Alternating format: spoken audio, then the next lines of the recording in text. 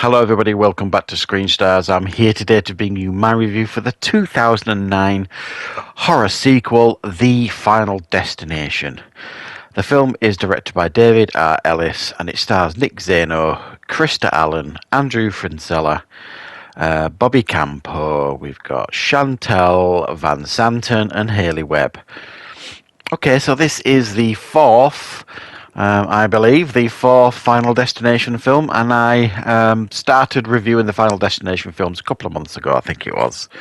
And I've been enjoying the series up to this point, if you like, but I'd heard that the last two kind of dropped off in quality a little bit. So I wanted to kind of give it a little bit of room to breathe because I was getting to the point after reviewing the third one where they just felt like the same movie, basically, over and over again. So I thought I'd give it a little bit of space before I watched this one. And what is this one about? Well, there is a theme each time of, the disaster. So this time round, it is a NASCAR racetrack where a young man basically has a vision of the disaster at the racetrack. A lot of his friends are killed, a lot of the crowd are killed, and the usual thing. He wakes up, everybody's going to die, some people rush out of the stadium, and then boom, the disaster happens, and then, death's on the case once again, trying to make up for, missing out on those that should have died in the accident. And it takes out the people in more and more creative ways, which is obviously the big thing about this franchise. But I have to be honest, I think this is clearly the weakest one, I think, in the four films that I have seen. I don't think this is unwatchable or anything like that. I mean, if you like the Final Destination films, there are some of the deaths are really quite creative, as you would expect.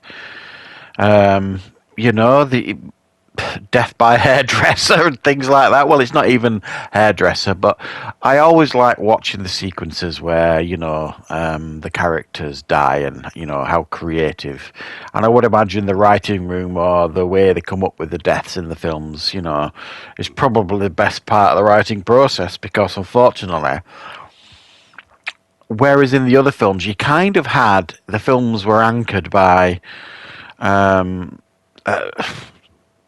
more memorable characters in this film. I'm trying to be kind, if you like. There's very few characters in this film that are in any way memorable. And as usual, there's one or two that, kind of you're looking forward to them getting what's coming.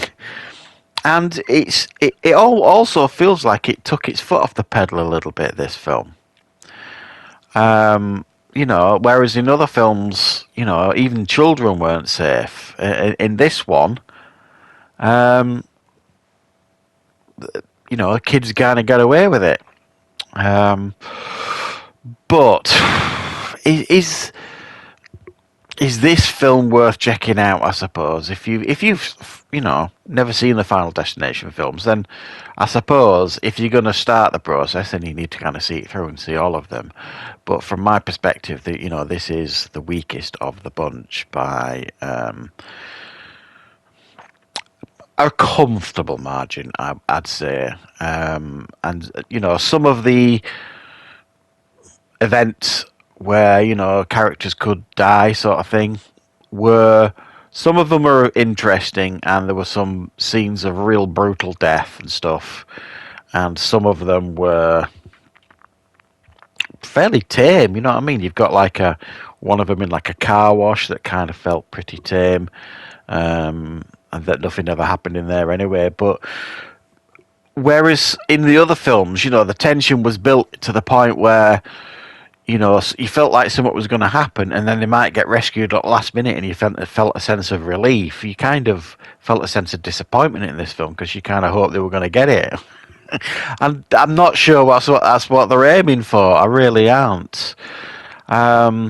You don't really they don't try and shake it up the format. I mean, each film they've kind of tried to put a little thing in there where they kind of like, well, we can cheat death by doing this or change the order and stuff, and it doesn't feel like they try anything different in this film other than what's been tried in the other films that we know not to work.